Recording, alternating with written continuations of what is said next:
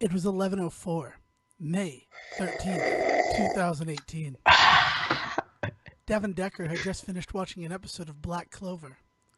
By some grace of God, Star's Encore had been left on as the channel that would be shown after this anime delight had ended. Devin looked up and saw the name Brendan Fraser written in the top left of the screen. Without knowing what this film was, he knew that Crash was on, and he said to himself, I can't watch Crash right now. I don't want to be up until 1 in the morning. But then he started to watch Crash because he had never seen it before. And goddamn if he hadn't been compelled. And he needed a Brendan Fraser movie for the Say report that he was recording the next day. So he watched Crash. And ladies and gentlemen, this is the one where we finally talk about Crash. I'm Devin Decker, the guy drinking in the background. I wish you kept it going. Don't ever tell me to be quiet. Don't ever tell me to be quiet. Yes, I know. Thank you for picking up on my cue. That's Sejohn Sarowick. You can say your name too if you want. Yes, I'm Sejohn Sarowick. That was helpful for everybody. And we are talking about Crash because it is May. It is, and we don't want anyone to ever listen to this podcast ever again. No, you know what it is the fact that like 3 years ago, because this is the third Brendan Fraser History Month that you and I have celebrated, as a joke on Super Kenshi, I sent you a quiz celebrating Brendan Fraser History Month because Dr. Q was not a fan of Brendan Fraser. And I'm like, I'm going to make this a thing. And then we started our own podcast. And if I'm going to continue one tradition for the rest of my days, it will be Brendan Fraser History Month. And if we're going to celebrate Brendan Fraser History Month, unfortunately, we have to eventually talk about Crash. So why not here and why not now when fate has conspired to have me watch it? Clearly the universe. Yeah, clearly the universe has spoken to you, and this needs to happen. I just want to warn everybody in advance that this is a sad movie, and we're going to talk about a sad movie. Is it a sad movie? Yeah, well, okay. The one scene that I would have been sad about, I'm like, yep, totally saw that coming. Well, I mean, everybody did. I think it was in the preview. Yeah, man. Okay, so. Welcome to Brendan Fraser History Month, a month where we're usually very joyous. I just don't know what you want me to say about Crash. We have to talk about Crash. That's it. We just need to talk about Crash. And I think the best thing, the thing that like starts it off is Sandra Bullock is pretty much like credited as the star, and she's the big pull to this movie. She's in 5 minutes of this film. And she is married to Brendan Fraser's district attorney character, who like conservatively shows up in 10 minutes of the film. So like it's a footnote in the career of Brendan Fraser, but it also won Best Picture in 2005. Yeah, I mean, like, so we're talking about an Oscar-winning film. We're talking. I mean, it was considered the best film of that year. I mean, it is one of the big ones that he was involved in. Doesn't often happen with Betty Fraser movies, but happened with this one. Man, I don't even know where to begin. Like, so this is 2005, as you said, right? So but it was written in 2001, and that is the most important distinction. I was listening to Say Report Jr., and your brother went on a lovely monologue about you can tell when a movie is written or made before it's released. Oh, yes. And you could tell that this was written in 2001 because it is 9/11 like scare tactics. Oh, it is heavy. Everywhere. All over. Yeah, I mean, it's an important film, I guess, is the first thing that we should say, right? That's the craziest thing about it, is that, like, maybe not super important in 2005 when it came out, but wicked important in 2018. Well, I was actually just about to ask if you thought it was still important, because part of my problem with it is I don't think that movie ages well. Now, okay, caveat to this, like, I actually have not rewatched it since I saw it in theaters in 2005. But thinking back on it now, all I can think is of cringeworthy moments of this movie. But you think it holds up still? Because of one of those cringeworthy moments. Because of one of those moments where, like, I was sick to my stomach. And it is when Matt Dillon is a police officer, and A racist one. Well, but oh my god, like, can we talk about the fact that, like, the movie justifies his racism in, like, Yeah. the scariest way? Like Thanos being like, I want to kill half the universe, for resources. He's like, I freaking hate minorities, because my dad lost his factory, even though he employed nothing but minorities. But because he's not one, he lost out on lucrative city contracts. They wanted to give it to minority business leaders. And Yeah, it's like, yeah, yes, they're it's like a justification thing, and it's a slippery slope, because if we do that, then, like, suddenly it's like, yeah, Hitler didn't get into a Jewish-run art school, so he had his reasons. No, it's not. Justifying negative behavior, it doesn't make the behavior less negative. It's Right. just like, oh, it's good to know that you're not fucking crazy. It's a reason, not an excuse, right? Yeah. Like that's the way you look at it. Yeah, and so yes, we do find out that he has his weird reasons. Yes, but anyway, so Matt Dillon's a character. Matt Dillon is a character in this movie, and his partner is Ryan Philippe. Matt Dillon's not a character. It's not like racist Matt Dillon is going around as a cop. He plays John like Ryan. John Ryan is his character's name, and his partner is Ryan Philippe, because it was back when Ryan Philippe was still making movies. Remember Ryan Philippe? Like, dude, we we should give him a remember- month. Studio 54 and Crash. Gruber. What? Gruber. McGruber? Yeah. Isn't he the sexy stud McGruber? I've never seen McGruber. You know this. Oh my god. Oh my god. Get out of this house. All right. Anyway, yes. He ends up with a celery stick up his ass. It's phenomenal. It is a phenomenal film. Okay. I miss you, Ryan. All right, so he did some, like, ABC stuff, but whatever. That's not what the day is. Brendan Fraser Day. So there are these cops, and Ludacris, because of course Chris Ludacris Bridges has been in so many Oscar-winning movies. It's fucking scary. Isn't that amazing? Yes, it is. I can't wait for him to bring that cachet to the Fast series. Like, I think that, like, at some point we're all gonna have to, like, give them, like, an honorary Oscar, and it's gonna start because everybody's gonna be like, well, clearly that we need to consider it. Ludacris is in it. Well, I think that, like, that's why they brought Helen Mirren into the last one and Charlize Theron. They're gearing up for an Oscar run with Fast 10. Oh my god, yes. Oh my god, you know what it's gonna be called? Fast 10: The Furious. Oh, see? Okay. See? Fast 10, your seatbelts. That's where I was gonna go. No, that would then be the tagline would be fasten your seatbelts. There Fast it is. 10: The Furious. Jesus. That's gonna happen, right? And I just wrote your marketing for you boys. Here you go. Use it. They just, like, give us, like, $20. Yeah, and credit. Just credit us. We don't even need the money. Just credit us. People Everybody would love knows to that listen to the podcast that came up with the marketing for the next Fast and Furious movie. Forget Fast 9. Yeah, Fast check out on this your podcast. seatbelt. Listen to their episode about Crash if you really want some laughs. All right, so Ludacris is in it, and he steals a car from Brendan Fraser and Sandra Bullock, and it's a Lincoln Navigator, which is such And John says, what can I do with this? It's such, like, a funny thing. It's like the Lincoln Navigator becomes almost a character. Like, the director Phil Haggis has said that L.A. is such a character in Crash that he needed to shoot it in L.A. Where, like, the Lincoln Navigator is definitely a character in the movie Crash, because people driving Lincoln Navigators, like, that's a thing that connects everybody. So it goes out over the radio after John Ryan, Matt Dillon, had his, like, terrible phone call with Loretta Devine, and, like, she is underutilized in Crash, 100%. No, who is she in that? I forget who she is in it She now. plays Shaniqua. She is the healthcare, like, admin. She is. Yeah. Okay, yeah, she is the health person. Yeah. Okay. For some reason, in my head, I thought she was like a home nurse or something. But yeah, okay, I remember now. So his dad is sick, and he's trying to get help from her, and she's like, well, you should have done it earlier. And he's like, can I get your name, please? And she's like, Shaniqua. And he goes, it would be, and hangs up the phone to get a call over his cop radio. I'm going to call it a cop radio. That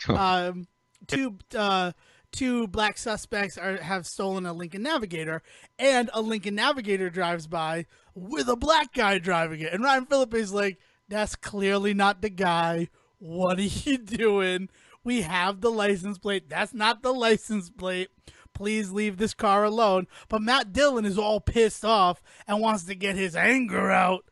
So he's going to pull over this Lincoln Navigator being driven by black people. And if this turns into you just recounting the plot of Crash, I'm going to lose my mind. No, it's not going to be that.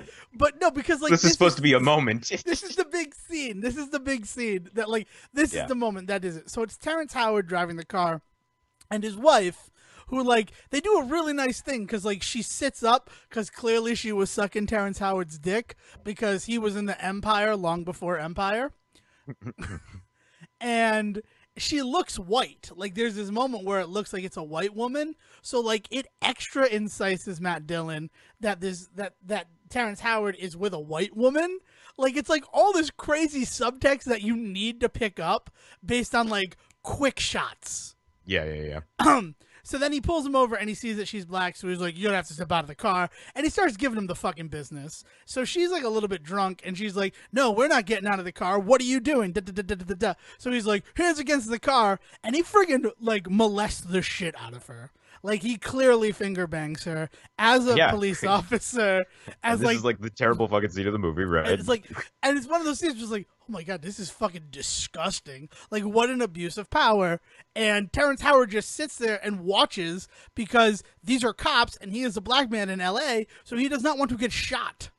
Or beaten. Like he's been around the block before. So yes, Sejohn, Crash is still relevant in 2018 because in that one scene you have the Me Too movement and you have Black Lives Matter.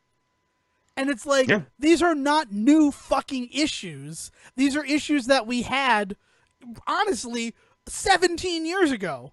And before that. That were on screen. I mean, I think if anything, the existence of Crash it shows us that we've always had these problems. And I have to, before we get too down in the dumps about that, though, I mean, like, progress has been made, right? Hasn't it? Do we want to, man? Maybe progress has been made, but if progress has been made, Sejohn, it was not in this. Well, I got to do actual math here. 13 years since Crash was released. Yeah. It has been like in the 13 months since Trump took office. Yeah, it's like man. I mean, this evil fucking despot. Like this person who is a piece of garbage is in power. Maybe we need to look at how we're living in the world, and maybe we don't be silent anymore. Yeah, man.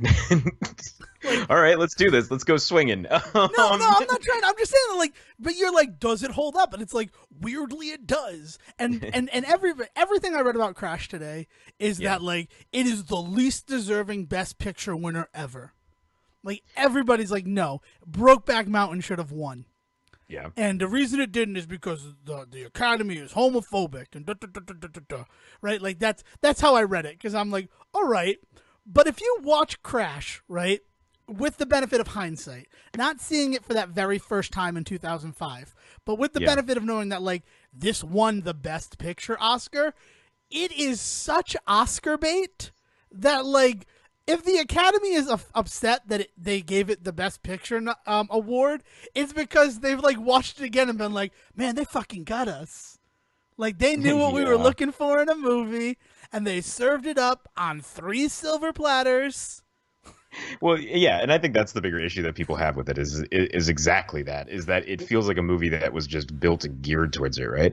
But it's interesting to me, like this idea of feeling like it's actually become more legitimate of a film with time. Because I tell you, I kid you not, like when I went to go see that movie in theaters, I remember watching it and like just not enjoying it. Like it just felt like a movie that was just like ham-fisted and just completely upsetting and like in weird ways trying to make justifications for the ways that people were acting in unjustifiable actions. Like right, which is exactly why it's important to make that distinction. It's like just because you give a reason for someone's actions does not ultimately absolve them of those actions. Well, and so then the question, you know, again, you were saying in hindsight, looking back at this movie, like wondering like what exactly is this movie asking us to do? Is it asking us to see the justifications for these things, or is it simply asking us to consider the idea of if there is a way to justify these things. And I mean, if the answer is no, the answer is no. But is it okay that the question was asked in the first place? I don't know. This is super weird, man. So This is a lot more. This is a lot more credit to this movie than I ever wanted to give it. I'm telling you that right no, I now. understand that. Like when you're like, this is going to be comedy poison, our episode about Crash. I like, oh, then you clearly haven't seen this movie again. And I tried to give you as much notice as possible to rewatch Crash so that Good. you could come from Yes. like a place of like some knowledge. But I also understand watching it in 2004. Like, let's go back in time to 2005. So you're a senior in. Are you a freshman in college or a senior in high school when Crash comes out? I believe I was a freshman in College, right? Because it came out in the tail oh end. It came out during award season, obviously. yeah. Oh yeah, of course. No, Um, then I would have been a freshman. It would have so been you're my a first freshman in semester. college, right? So, Yeah. I mean, that's a whole new world anyway. You're already kind of looking at the world, and you're learning a bunch of different stuff. You lived on campus your first year, right? Yeah. I mean, you lived on campus all 4 years. No, Okay, just okay. three All of right, the four. 3 of the 4. But you did live on campus, and a big part of that is that, like, so you had independence for the first time, right? And Yeah. as much as, like, East Providence and Kingston, Rhode Island are not that different, Right. you definitely are noticing things for the first time coming from your hometown and going to the University of Rhode Island. Right. Right. So then seeing this movie that like you have already kind of gone through a mental renaissance to like understand that like, oh wow, there's a lot more going on in the world and there are different types of people and there are different types of things and different experiences that everybody is going through. hmm So you see Crash, and of course it's going to seem ham-fisted because you've been living a lot of the messages that exist in that movie. Yeah. Um, Yeah, I mean, and that's kind of even like more to the point. I can't believe that it holds up now because like so much of that stuff is so obvious to people our age and younger now. You know what I mean? Like kids are growing up with this stuff being distilled to them in everything that they watch. So does a movie like Crash even matter anymore? Because they're already getting this message from everywhere else. Not even movies anymore. They're getting this message from real life now with, like you said, with the Me Too movement and Black Lives Matter and all that sort of stuff. Like, do we need these pieces? I don't know. I mean, okay, so then I guess we do, right? Let's Right. talk about the movie that everybody compared a movie from last year's Oscars to Crash, and that is Three Billboards Outside Ebbing, Missouri. Really? Okay. A I lot mean, of people compared I those guess two movies. I guess thematically they're tackling a lot of the same issues, but they're not doing it in any of the same ways. Right, which is why, like, having then seen Crash, I'm like, wow, that was a weird comparison to draw. Like, that's I mean, like it's honestly, it's apples to oranges. The only thing they have in common is they're both fruit. exactly, exactly. It's like, oh, these both come in red boxes. They both must be Yeah. blanks. Right. Yeah, it's just it's so crazy because like Crash is like really looking at it, and I think the other thing is, and why like Hollywood would totally have appealed to Hollywood is that like wow, this movie is not pulling punches. It is being honest about the things that are going on in the world. I mean, there's the scene where Ludacris eventually tries to steal Terrence Howard's Navigator, and Terrence Howard has a gun to his head, and he's driving like a crazy person. Like, he's also very angry because, like, motherfucker, why is this happening to me? This is the kind of black person who is making it so that Matt Dillon's character can treat me the way that he treats me. He is making it worse for me, a person who has a job, who actually matters in this community. This is the kind of gutter trash that makes my life harder. Right? So he's Right. angry anyway. But then, like, you also consider the fact that, like, he's driving erratically because the passenger in that car is attempting to carjack him and has a gun held to his head. And eventually he drives into a cul-de-sac, so it's a dead end, and cops are chasing him at this point because of the erratic driving and seeing how it is. And they're ready to kill him just as quickly as they're ready to kill Ludacris because they don't care about the story. They're just going to assume that he stole that car. If he comes Right. out and says, like, and he's angry, he's like, no, why are you holding guns up at me? I am the victim here. And it's like one of these things where it's like we're looking at that naked truth through Crash. And yes, it's heavy and it's ham-fisted, but those are the kind of movies that win fucking Best Picture Oscars. Yeah, no, I mean, you're not wrong. You're not wrong. I just, I am surprised to hear this because, I mean, it wasn't even amazingly well received Back when it then, won an right? Oscar. Like it was. Yeah. So to hear somebody come around on it is really interesting because so, I don't think anybody even cares to go back. I wanna like to speak the truth. I had never seen Crash before. Literally last night was the first time I saw it. And like I saw Brendan Fraser and I'm like, what my plan was to see the first scene with Brendan Fraser. And the first scene with Brendan Fraser is him and Sandra Bullock walking past a movie theater playing It's a Wonderful Life because what the fuck? And they just rented a movie from Blockbuster. Like, that's the tableau of that scene. But also, that scene doesn't happen. And it's a statement on the state of the industry, which is why it wins an Oscar. It's a movie about movies. But, like, that's like 60 minutes into the movie. So all this other stuff had happened while I was just waiting to see Brendan Fraser. And then I'm like, there's Brendan Fraser, I can go. And I'm like, no, you can't fucking go, you idiot. You started watching this movie, and you're into it. And it's like, why am I into it? What did this movie do in 16 minutes that I am, like, hooked? And well, then, like, I can actually answer that question for you. From the mouth of babes, no, from the mouth of Roger Ebert, actually.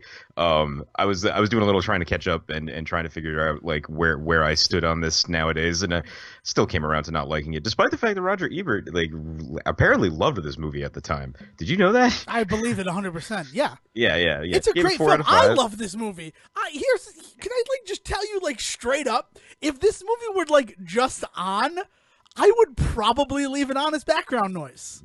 Like, well, man. Like, well, he one of the big things that he points out, and you two are really of like minds on this thing, because one of the things he points out is how quickly you get hooked into characters, and he says a lot of that has to do with the way that the language is and the way that that the actors just own their characters in the movie. So he's really impressed with all of that sort of stuff. But he has the exact same thought you do, that like just within moments with every single person that steps on screen, you're in it for them. Even up to Dylan, like the idea that at first when you meet him, you do have this line that you draw between the two of you, and then interestingly, the movie at some point starts to really make you question that line that they've drawn. And like by the end of it, again, you could still come out of it saying, no, I'm very well aware of where that line is for me, but it's the idea that in the moment they actually make you consider it is something that was really interesting to him, and it sounds like it's worked for you too. I mean, the thing about that movie that is super exploitive and like doesn't friggin' work at all. Like removing myself from how much I enjoyed watching the film, and I did. I legitimately enjoyed watching Crash, and I can't believe I just said those words. Is eventually the next day, right? And it's the next day. Like this movie takes place over 48 hours.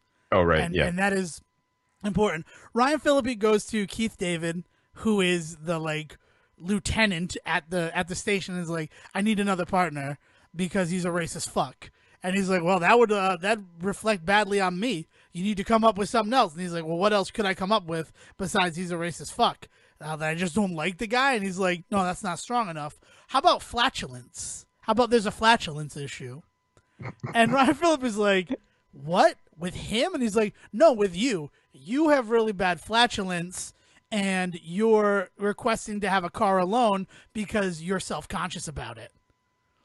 And like, and it's like, okay, so Ryan Phillippe does that, of like, and gets his own car, and then like it's made fun of on the cop radio. They're like, oh, we're getting some weird noises on your end of the radio, huh? What is that? Like that's a legitimate thing that happens. But that transfer in the movie happens in like a day.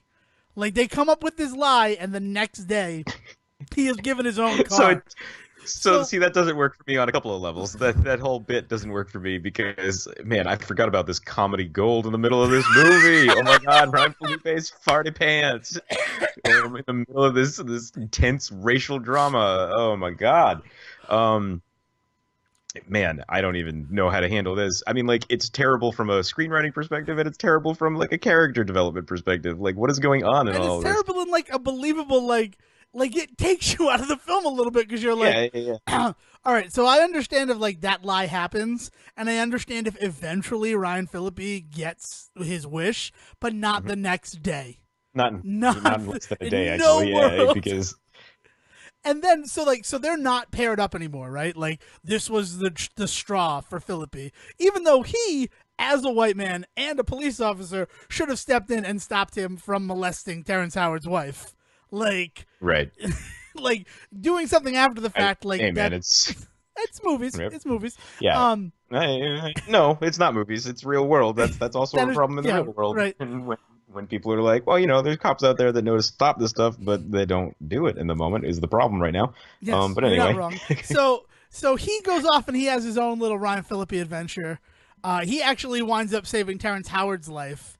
And it's like, oh, so they're connected, right? Like, because he witnessed him get his shit kicked out of him the day before by Matt Dillon, he's going to stand up and make sure that he doesn't get killed in this misunderstanding.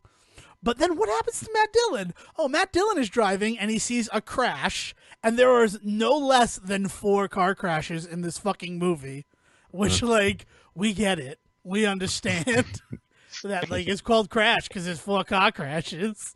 You getting it yet? No.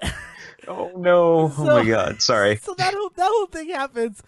There's a crash and there was a car flipped over, and it is a 1992 Jeep. And that's important because it should not be a 1992 Jeep, because the person who is in the car is Terrence Howard's wife. I cannot think of the actress's name. And I feel like Thandie Newton, right? It is Thandie Newton. Thank you. I Thank you. It was just like a mental block. I'm like, I don't know. It is Thandie Newton. And she was the one driving this car, and it's now flipped over. And Matt Dillon comes along and finds it. And then, like, we get this weird justification that, like, his really shitty actions the night before were really because he was having a bad day, right? Like, at the end of the day, he's a good cop, and he's not a piece of shit. So he goes and he tries to save this woman, and she sees that it's the same police officer who, like, 12 hours ago molested her on friggin' Hollywood Boulevard.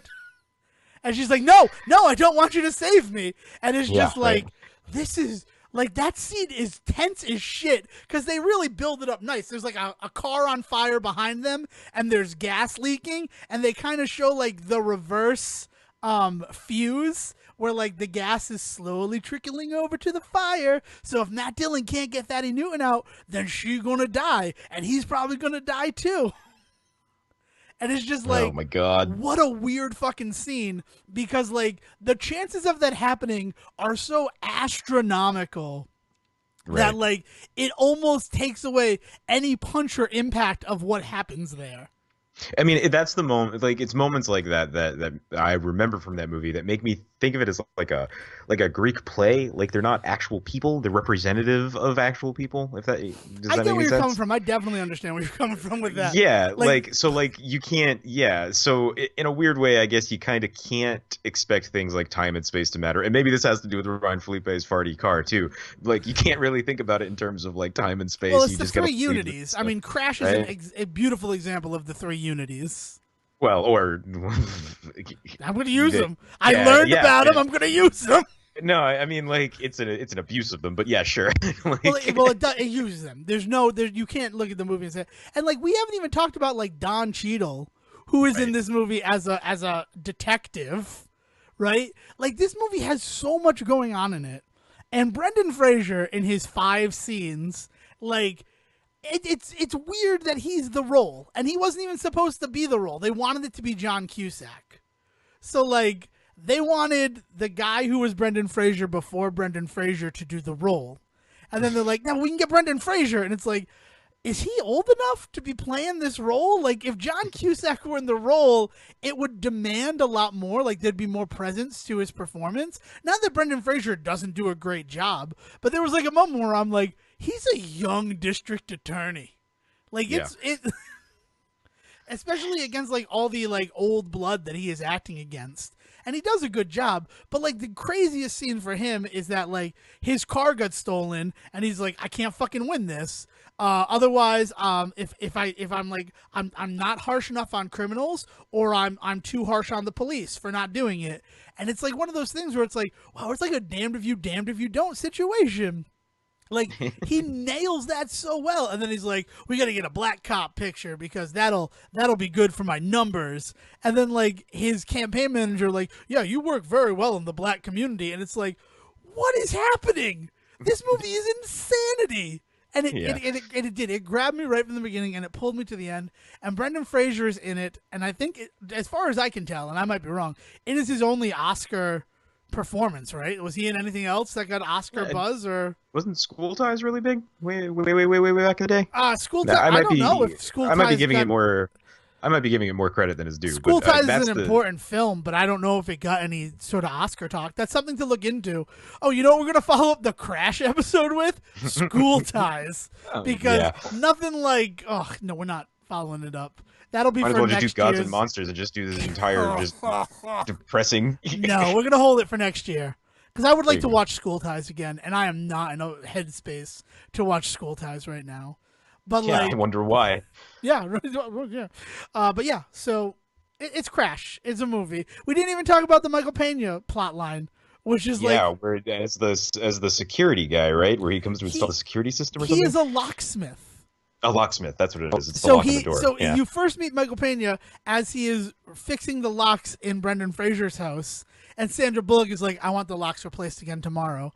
And Brendan Fraser's like, "Why? What's going on? We have a guy out there doing it right now." And she's like, "Because your little homie is going to take the keys and steal it to his little gang member friends, and they're going to break in here, and I don't feel safe, Brendan Fraser. I don't feel safe." That's a fantastic Sandra Bullock, by the way. Oh, I know. I'm really good. I'm really good at Sandra Bullock. You should see me do a scene from While You Were Sleeping, but we'll save that for another day. But yeah, so she does this whole thing, and then he like gives her the keys, and he's like, "I heard everything, you stupid white bitch. Like, how dare you?"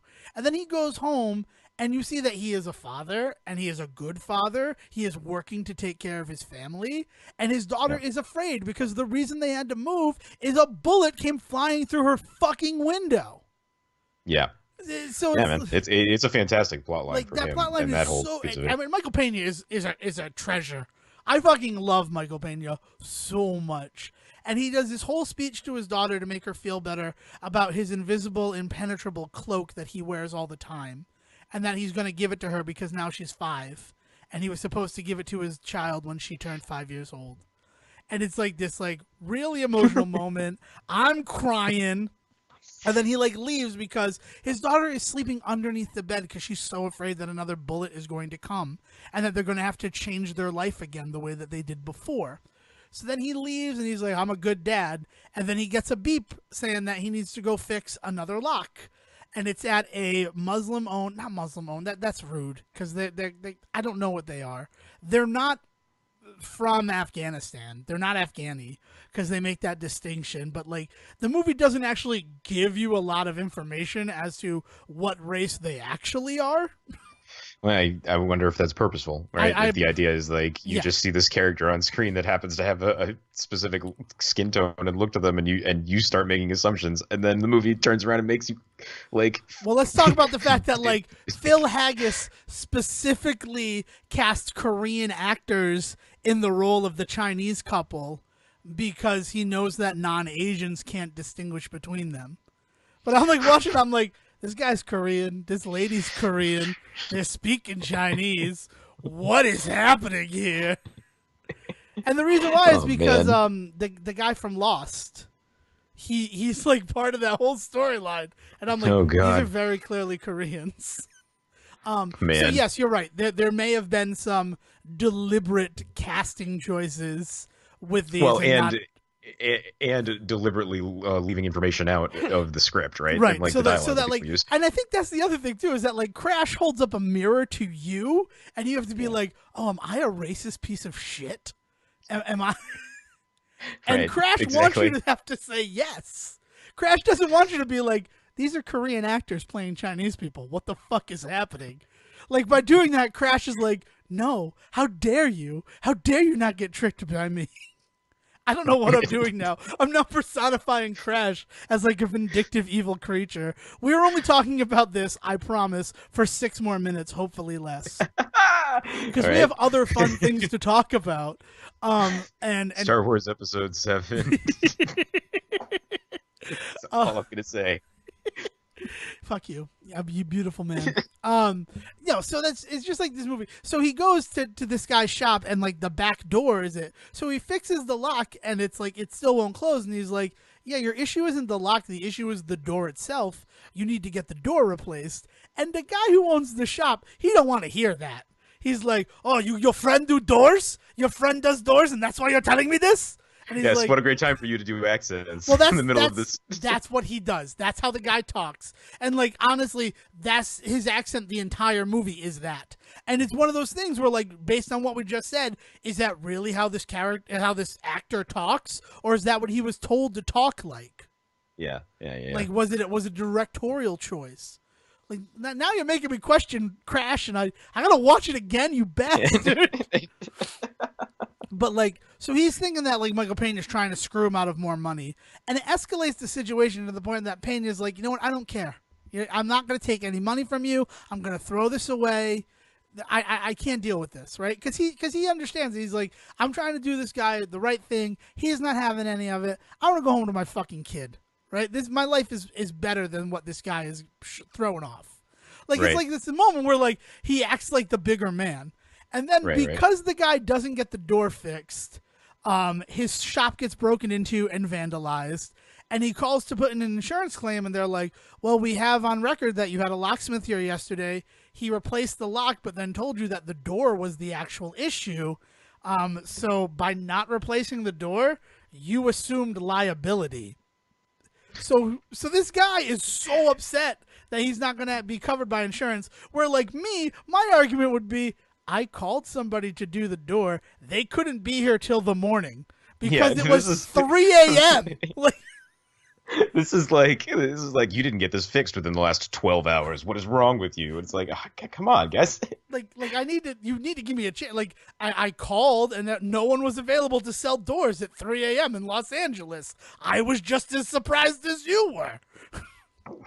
L.A., the city that never sleeps. No, that's not L.A., the city that sells no doors. Ever.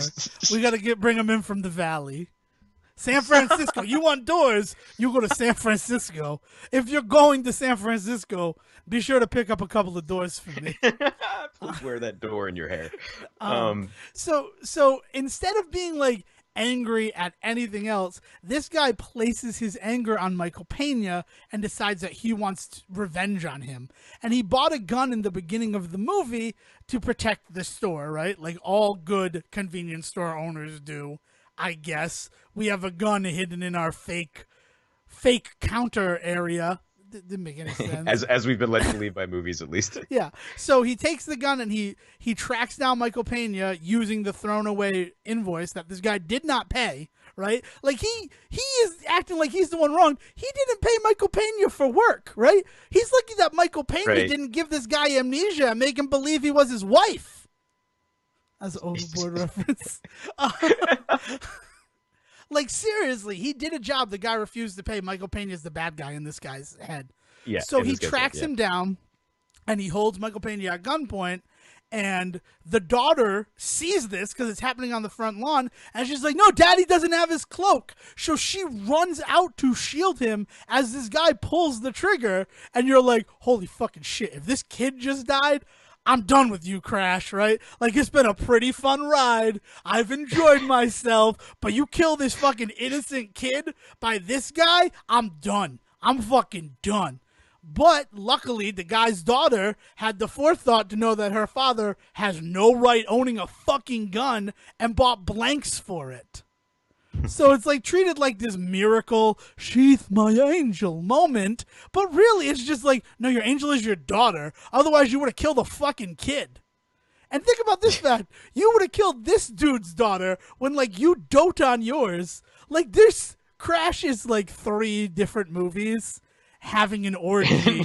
And, like, you choose what parts to focus on during the orgy. And is ridiculous. It's a good movie. Check out Crash. Tell us if you think it holds up, because I only have 13 more seconds to talk about Crash. Anything to add in the next 10 seconds, Sejohn? About this movie? No, man. It's a heavy film. The end. And if you're in the mood for it, give it a try. And Brendan Fraser's in it. Happy Brendan Fraser History Month. Now for something completely different and hopefully lighter than Crash. And this episode might go long. I'm just going to tell you that right now. Because I want to talk to you about two amazing things that happened in my life. But before I take advantage of all the time to do that, Sejohn, do you have anything to talk about? No, man, I was gearing up for an hour-long conversation about a depressing film, so I'm just sitting here dancing in my seat that we finished 20 minutes early. Oh, no. I always had other things I wanted to talk about. All right, Sejohn, so do you want to hear from door number 1 or door number 2? Well, I'm going to go with door number 2. Let's do that. Okay, so are you familiar with Free Comic Book Day? Oh my God, Free Comic Book Day was this weekend. Yes, no, of course I'm familiar with it. Free Comic Book Day was last weekend. Oh, last weekend. Well, I forgot. Meaning the 5th of the Cinco de Mayo. All I know, all I know is I went by the local comic shop and everybody was outside drinking, and I don't know if it was for Free Comic Book Day or if it was for Cinco de Mayo. It was probably a little from A, a little from B.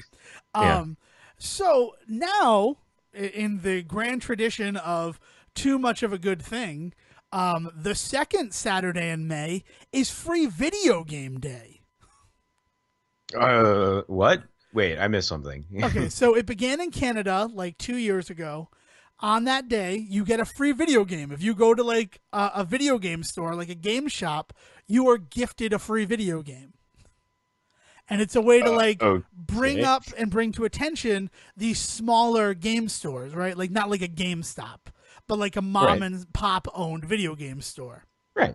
Much in the way that Free Comic Book Day is all about promoting, like going out there and visiting your local comic shop to get like all sorts of cool shit, right? Like, yeah. So Thursday night, I get a message on Facebook asking if I want to go to Free Video Game Day at Bowser's Basement in Taunton, Massachusetts. And I'm like, yeah, sure. And then I actually look at the thing. The festivities started at 9 o'clock, but the giveaway didn't start till noon. So like I had basically agreed to go to a huge event that I knew nothing about, and I was all about it because I wanted to get a free video game. And like, this is amazing. Per the event, like the video talking about the event, like there was going to be free Super Nintendo games, and I'm like, I want a free Super Nintendo game, right? I don't need it. Right? Yeah, I'm really wondering how this is going to work because the overhead on free video games is very different than the overhead on free comics. So the big thing that works on that is all of the shops that I saw that were taking place in it, and there were only 2. There was Bowser's Basement, and then there was Retro Games or Retrocade. I'm not sure the name of it, but it's in Connecticut. The one in Connecticut, the first 100 people got a free game. And it's like used games, right? Like it's not brand new games or anything like that. And they had a stipulation that there would be no trade-ins on games that day. So like you couldn't get a free game and then be like, I'd like to trade this in. It's a fucking garbage. You're right. Okay. Gotta keep what you got, guys, at least till tomorrow. Yeah. Come back tomorrow, right? When like I drop the trade-in values on all of them. But that's like a whole thing. So Bowser's Basement, it was actually the first 200, and the breakdown was that like there were 10 bags each of NES, Super Nintendo, and N64 games, and then there was like 40 PlayStation 3, and it broke down so that there were 200 choices. So a line formed beginning at 8 o'clock, and then at 9 o'clock they gave out tickets to the people in line that held your spot, right? So like the first person in line got number 1. I was 14th, so I had ticket number 14. So then when the giveaway began at noontime, you'd queue up based on your ticket. You'd walk into the store. You'd tell Willy Wonka which bag you want, and you'd get that free game. I'll take the schnozberries. Yeah, and it went all the way up to PS4. Like there were 5 PS4 bags available. Oh, nice. So it's like a pretty good deal, right? Those were the first 5 to go. Let's be honest. Kind of mind blowing. It's kind of mind blowing to kind of think about this sort of thing happening in this day and age, considering. But that's awesome. Yeah. So that's the whole thing. And then like to also celebrate it, it kind of reminded me of the Frag Retro Video Gamer Challenge, because there were 3 TVs set up outside. Well, there were 4 TVs set up outside. One of them was Rampage as a tie-in to the movie Rampage. which like Excellent. cool. Cool. And then the other three had Silver Surfer, Contra, and Super Mario Brothers, and each of them had a challenge associated with them. Now these challenges were fucked up. I'm gonna just be straight with you. Contra was beat Contra with no Konami code and no continues. So beat Contra in 3 lives. So it's like, all right, this is good because it's free to try and people are going to try this thing. And, you know, people will be talking about whatever. Silver Surfer was complete the game. I don't know if you've ever played Silver Surfer. Oh my god! It's like, yeah. That says everything though about that game. Complete the game. That's Complete it. the game. Just if you can finish this, we'll consider you a hero. You'll be a winner. You'll get a prize. And then Super Mario Brothers was to finish it in under 10 minutes. Fair enough. Yeah. So and that's fair, right? I was doing that in 9th grade. So I'm like, no, okay, I can feel that. And then they had video game trivia where they gave out like Hyperkin swag, like lanyards and cleaning kits. And the best thing, do you remember Pogs? Oh my god, they're back in video game form. Did you just say Pogs to me? Wait, what? Not are they physical? Or are they physical things? They're physical Pogs that had my Hyperkin god. stuff on them. I got this like really heavy Hyperkin coin for doing it. What's Yeah, did you get a good slammer? Was that your slammer? It's basically a slammer. I haven't opened the bag because like this is the coolest thing in the world that I've ever gotten. And it says right on it for Milk Cap Game because it's like we didn't want to pay Pog, right? That's still trademarked. That's amazing. Somebody out there is still holding the copyright to Pog. It's the only thing standing in my way. It's probably that little furry guy with the purple nose. Mark my words, people. At some point in the history of this podcast, we will own Pogs. That's fine. And then it will be a Pogcast. Oh, there it is. I hate myself. I don't care. That'll be it. That's it. Say report. This is the day. 5/14. Mark your calendars. We turned it into a podcast. Everything from here on out is about slammers and Pogs. I got my elf ones. You ready? Let's do this. You're nice. Sweet reference. So that was a trivia thing. So they're reading off like the most obscure video game trivia and people wouldn't know it. And I'd like give the crowd a chance and then I would be like, oh, this is the answer. And he's like, you've already won everything. Stop answering. And I'm like, can I tell other people? Because I know the answers to all your trivia. Like, well, let's like give you a nice little trivia thing. This will warm you up for our final surprise of the episode. In Sunset Riders, what does a gold sheriff's badge give you? Infinite bullets.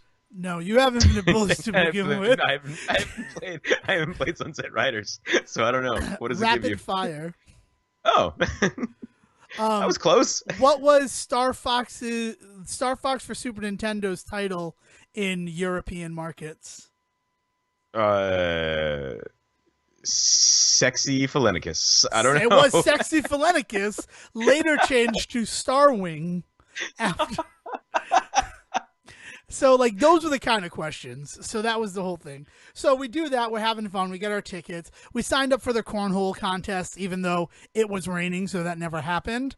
And then, like, it's an hour to showtime, and nobody has completed any of the video game challenges. And I'm like, I don't know. I don't feel like doing it, right? Like, whatever.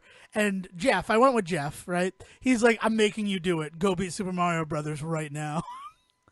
And I sat down and I did it, and I failed. I failed the first time I tried it. And they're like, you can try it again. And I'm like, well, let some other people go first. And then, like, one other person tried it, did not get very far. But I applaud their effort, right? Whatever. And then they're like, please, will you try this again? We need someone to complete it so that people can know that the challenges can be completed. So I did it again. I beat Super Mario Brothers in 8 minutes and 30 seconds. And my prize for doing that was a lanyard of my choice from inside the store. So I got a nice Triforce lanyard that like made me happy, and it felt like a little thing. And he's like, I'm going to take pictures of all the people who win the challenges and put them up online. No pictures have gone up yet, so there's like that little voice in the back of my head that's like, I may have been the only people to be Super Mario Brothers again. Is this going to become my new title? Or maybe that guy wasn't with the event and that dude just took your pictures. No, it was the guy. It was the guy. It was Bowser of Bowser's Basement. So we had this great time, and then it's time for video games. So I go in and I'm like, come into my basement so I can take your picture after you beat these boys in this game. It's like that smart guy Oh God! Wait, I don't remember that one. Oh Is man, that the there's a one where he smart pulls out guy. the katana and kills that dude in the basement in order to save? Wait, what? No, that's Pulp Fiction. No, Oh, it's he buys pirated video games off the internet. Like it's one of those very special episodes about like don't talk to strangers on the internet, and mm, especially if they're like 30-year-old men, don't go to their house. okay, all right. So they had a repair the bike episode. I gotcha. Yeah, basically. But Um, the guy's like, yeah, by the it's a way, video Pulp Fiction game. with Taj Mowry would be a phenomenal All about movie. it. Remake it. Let's remake it. Who? I want Taj Mowry as all of the characters. As everybody. I would like to remake every movie with Taj Mowry as all of the characters. Now that I'm thinking about it, and Where's like, Zed? Zed's dead, baby. Oh man. oh, so good. But yeah, so this whole thing, so the picture taken, and then it's video game time, and I'm like, Super Nintendo, please, and I get my bag, I open it up, I got another copy of Super Mario World, which honestly, and Will back me up on this, I said to him, honestly, if I get another copy of Super Mario World for free, that would make my day. So all of my dreams came true on free video game day. So it was a good time. It was a good thing. And if it Magical continues, go out there, support it. A lot of them do have that, like, you have to be the X number of people at the store. But, like, go, support local game shops because, I mean, it's important stuff, right? If you care about don't video go games for now. and don't just go for the free stuff. Like buy something while you're there. Pick it up. Yes. I mean, even if it's just like a stupid like trinket or something, because those kinds of places they need help right now, and they can't go away because if they do, we'll only have we will GameStop, lose. which Yeah, is we will already only have going Amazon. away too. Yeah. All right. So then, door one, right? Going back to the two doors, Sejohn, you know that I play A Link to the Past randomizer, right? I was gonna say, how we doing, man? You had cut cold turkey for a bit there. I But did, are you and back? so luckily, in order to help my detox, a brand new thing came down from the heavens, Oh. and that is, and now brace yourself, Sejohn, because it might blow your mind. I need you to be prepared. Sorry. It is Super Metroid X: A Link to the Past crossover randomizer. Oh God, phenomenal! This sounds like a gobbledygook garbage mess. What is this? I completed my first seed of it today. Oh man. You start in Super Metroid, and there are 4 doors in Super Metroid that lead to A Link to the Past. You would absolutely love it, Sejohn, because you have to go to the psychics. Because the psychic shops, those are ones that lead to Super Metroid from Link to the Past. So obviously it'll be my jam. Finally a reason to go to the psychics. Boy, I tell you, I already had a reason to go to the psychics. I wanted to know my future. I gave them all my rupees. Fucking asshole. Don't go to the psychics. But I want to know what it's going to tell me. CJ, I need you to look at treasure chests. Where are you? I'm over in the psychics. Give me a second. Why? I can tell you everything the psychic's going to tell you. I can't pay you rupees though, can I? You could. I'll take your rupees. So in addition to that, items from each game also can exist in the other game. So you have to play like Link to the Past and hope to find the morph ball if you're stuck in Super Metroid needing the morph ball. Now, Where, can like, Link use the morph ball? No, or that would be like too fucking cool. No, It is 100%. that's what it needs to be. We need to get to this point where, and then bring in Castlevania. I want to see Link with a fucking chain whip. I want to taking out Dracula. It'd be lovely. Like the real thing is man, taking out Mother Brain with a chain whip. That's what I want. So this thing like came out 2 Thursdays ago. It came out the Thursday before the Detox report was recorded, and I didn't really talk about it because I'm like, I don't know if it's actually Detox, but like playing Super Metroid is a completely different experience than playing A Link to the Past. And when you're playing A Link to the Past to look for progress in Super Metroid, you're playing completely differently as well. Because it's like, I know I can finish Link to the Past. I need to find this one item in order to actually explore in Super Metroid. So even though I could cut to the end on Link to the Past, I still should play through everything. I still need to make sure that I'm checking everything because so it's been crazy. But I think the real weird thing that I've learned about this, I don't think I ever completed Super Metroid as a kid. Oh. I think I owned it. I mean, I've beaten it. I've since like I tried a seed out and I got stuck. I needed the gravity suit in Super Metroid or the flippers in Link to the Past. I couldn't find either of them, and I keep going back to it and exploring because I now know more of Super Metroid, and I'm still fucking lost. Like, Man. and one of the other things is, while Link to the Past is totally set up so that you don't need to use glitches or anything, so it's basically like the randomizer you've played. Super Metroid is like, no, if you're playing Super Metroid, you need to know how to do the Green Gate glitch. Like, you And should Disney be able needs to to get on this shit and just turn this into a Wreck-It Ralph style game. Just find like 4 other games to connect to all of it, and you just run through all of them, just finding all this stuff. Because then we were talking about like, well, arguably the other big game is Super Mario World. How could you incorporate that? And I'm like, well, you make it so that like each one of the star roads leads to another game. like you make it fucking crazy. So like that was and you gotta get to the Star Road, so that means you gotta play through some of Super Mario first, right? And then oh man. And like you have like the Switch Palaces, like you beat the yellow Switch Palace, maybe that gives you the speed booster for Super Metroid. Right. Like we were you beat this ghost house and you get this, right? Yeah, we were this was all of the discussion after this game came out, was how you add you more don't even need to do Star Road. Just do secret exits lead to different games. Yeah, right? Like just secret exits lead to different. That's the perfect way to do it. It'd be crazy. But like this is where we've come with looking at video games, like old video games, is like people have made it so that Super Metroid and Link to the Past exist in one ROM and share information between them. Oh, and man. I beat it today. I beat it for the first time today, and it felt so good. People, I need this fan fiction right now. We need to write this story and get this up on my e-reader. That's what you need to do. Turn this all into a nasty ass ebook with some weird fetishes in it. Put it out there for me to read, please. But let me tell you, you're already halfway there with Metroid. Let's do this. It is basically an alpha right now. The only way to get these seeds is from the guy who's building them.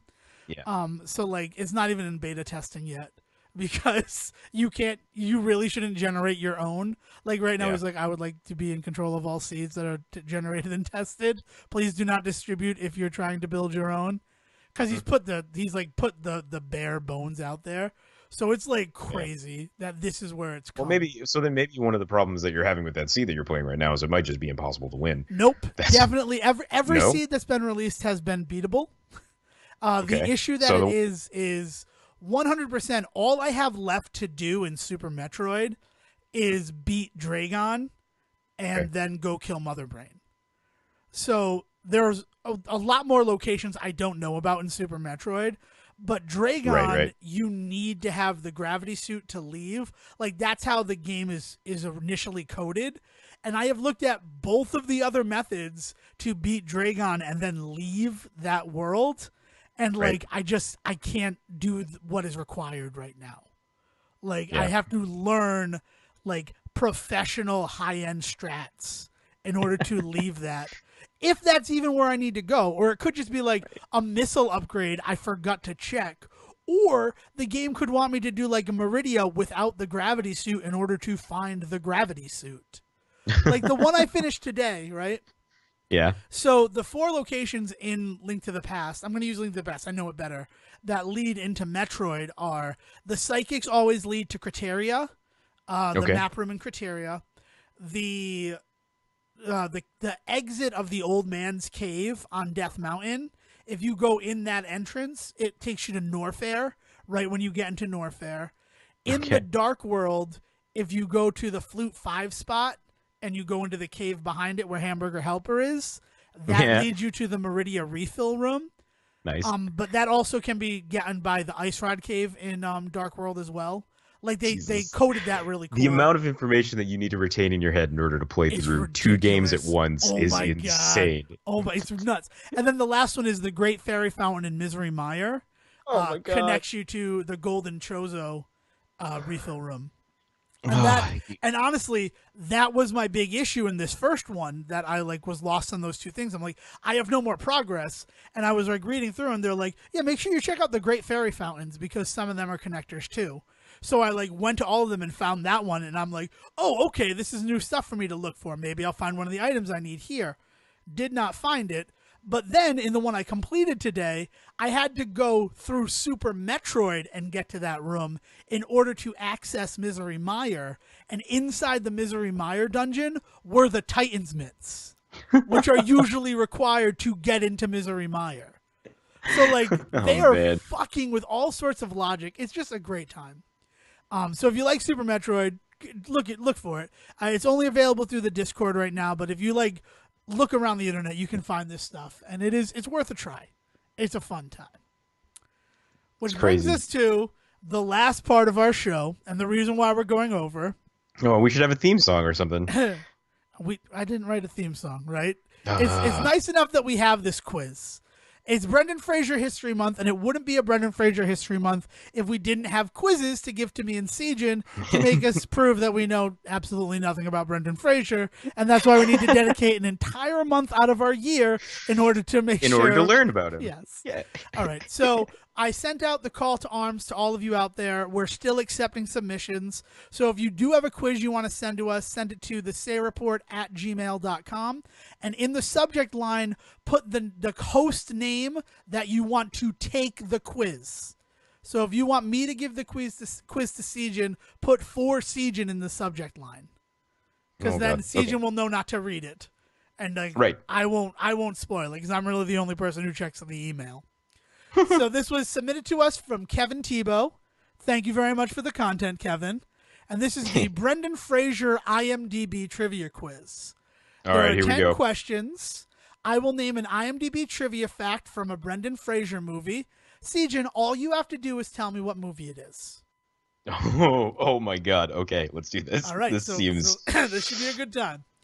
This seems, I don't know, this seems easy. I'm shooting myself in the foot. Why would I do that? You just shot yourself in the foot by that. All right.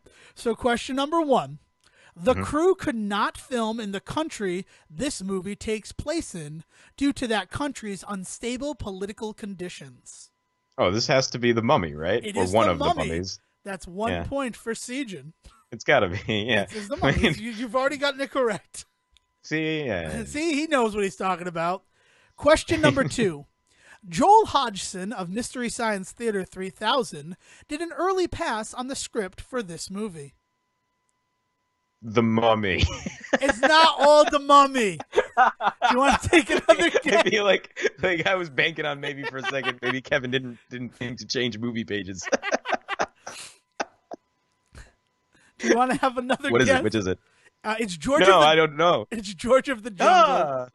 So that actually makes sense. That makes a bit of sense. Right? Like, consider the questions. Does he take credit for Dudley Do-Red as well, or no? We're only on question 3.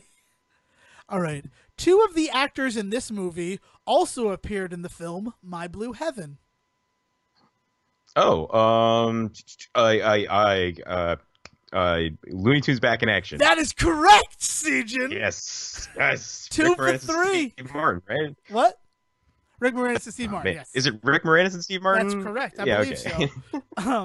All right. Yes, Question number 4. That's the one that has a Dalek in it. Brendan Fraser's been in a movie with a Doctor Who It also character. has a Triffid. Just putting that out there. Yeah, right? Brendan Fraser's everything. Yes. Brendan Fraser connects all universes. If only just because Link from Encino Man shows up in Son-in-Law. Question number 4. This movie's title comes from a movie that came out in 1935. The Mummy. No, wait. Dude, he picked some good ones. Isn't it? What? Isn't it The Mummy? Are you really saying The Mummy again? After I specifically told you that not all The Mummy? The correct answer is Gods and Monsters. Oh, right. Yeah, okay. Because it's about the dude. All right. Anyway. Question number 5. One actor in this movie didn't use a body double in a scene where his character streaks. Monkey Bone. Yay! If you didn't get Monkey Bone, I would have been so disappointed in you. Monkey Bone. I was like, wait a minute. Now there's a moment. I was about to say Bedazzled. I couldn't remember if there was a moment when somebody was streaking in Bedazzled, to be fair. To be but fair. I didn't. He's definitely naked in Bedazzled and he has the giant penis. But yes, it is Monkey Bone. So you're 2 for 5 right now. Question number 6. One character in this movie is based on Lorne Michaels. Oh, but Blast from the Past? No, I'm sorry. The correct answer is Kids in the Hall Brain Coneheads? Candy. Oh my God, I forgot that You he's in that. forget First that of he all, is it's in like Brain Candy. I am looking at my copy of Brain Candy right now. I'm thinking I should rewatch it. Well, it is Brendan Fraser History Month. Yeah, man, maybe that's what we'll do. Kids of the Hall Brain I Candy would love to recommendation. rewatch that Anyway, movie. That movie's great. 3 for 6. fucking weird. Question numero 7. South Korean entertainer Psy makes a cameo appearance as himself during this movie's ending credits. Wait, wait. Oh no! Oh no! What could this? Is it the fuzzy dice, fuzzy animals one that he did a couple I would of years need the ago? actual title, Sejohn. We're Fierce not. creatures. No, fierce creatures is the really good. Oh no. Um, Man versus the raccoon, the Brendan Fraser story. Okay, the correct answer is The Nut Job. Something nature. It's Oh, The the nut Nut job. Job. No. That's not what I was thinking. No, it I isn't was what you trying to were think. What's the thinking. one where he goes up against all? Okay. I can't tell you the name of What is the Brendan one where he Fraser goes up movies. against all of them, and his only weapon? The Zookeeper. And his only weapon, if I remember correctly, is the zookeeper. No, his only weapon is like a treadmill, right? Isn't that like the thing that he uses to kill them all? I don't know what you're talking about, Sejohn.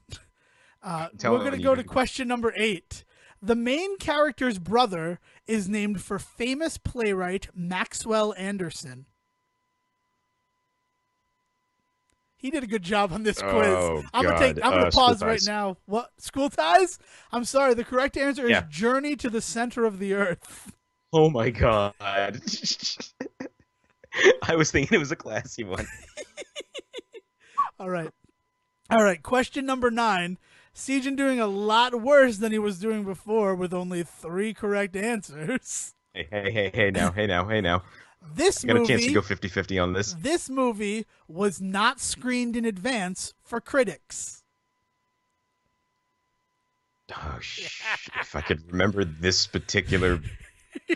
That's the problem that I'm having. All right. Well, I lost it. Can't go 50% on this one, I guess, guys. When Nature Calls. I don't remember the name of it. No. The correct answer is G.I. Joe, The Rise of Cobra. He played Sergeant Hawk. Wait a minute. He is uncredited in that. He is not uncredited in that. He is not uncredited in that. We have done numerous quizzes about what movie is he uncredited in, and that is not one of them. Doesn't he only show up for like one scene? Because He it's the dude shows up that for it's one I don't know. We'll double check. because he's the guy that directed the Mummy, right? Yeah, I believe it is. Yes, and that's why he is Sergeant Hawk. Question number 10. I'm not feeling strong on your chances for going 40% on this one. Brendan Fraser admits he's ashamed of this movie. Oh God. Oh no. What could it be? Hold on. I'm thinking real hard about this. I'm trying to think of what is most shameful. Bedazzled. I'm gonna say Bedazzled. I'm sorry. The answer is Crash. No, I'm kidding. It's Furry Vengeance. Furry Vengeance. But you could not think of the title of this whole quiz. God damn it! Furry Vengeance. Why could I not remember that? I don't know. Title? You love that stupid movie. You know what though? You know why I can't remember it is because it sounds like it's a pun, but there's no pun there. So it sounds like a pun without a reference. That's what it sounds like. Yeah, it's true. It's like because there's no such thing as Fury Vengeance. Right. Or it's like just the vengeance of the fury of the furry. Vengeance. It's such a weird. Oh my God. It's a weird movie. All right, so Screw that was from movie. Kevin. Kevin, thank you so much for our quiz. Again, if you have a quiz you want to submit to us, send it to thesayreport@gmail.com and put which of us you want to take the quiz in the subject line. Come on, Kev. Let's see if I can do better than Sejohn with his three out of 10 correct. Got me, Kev. I'm willing to accept your challenge. But yeah, so this has been the episode where we finally talk about Crash and happier things like Free Video Game Day and the Super Metroid X: A Link to the Past custom crossover randomizer. So yeah, that's it. This has been a good episode. Sejohn, anything to add before we pass it off to Will? I'm sad now. Oh, Sejohn's sad. Why don't you send Sejohn things that'll make him happy to his Twitter @SiegeVersusTheWorld. and send Devin all of the pictures you can from Furry Vengeance at Devin D. Decker. Alrighty, so now, Will, it's your time to shine, brother. Thank you for listening to the Say Report with your host Devin Decker and Sejohn Serwick. Please follow the guys on Twitter and Facebook by searching for The Say Report, and you can always subscribe on your podcast channel so this is delivered straight to you and you can enjoy it every week. With apologies to your mother, we'll see you next time.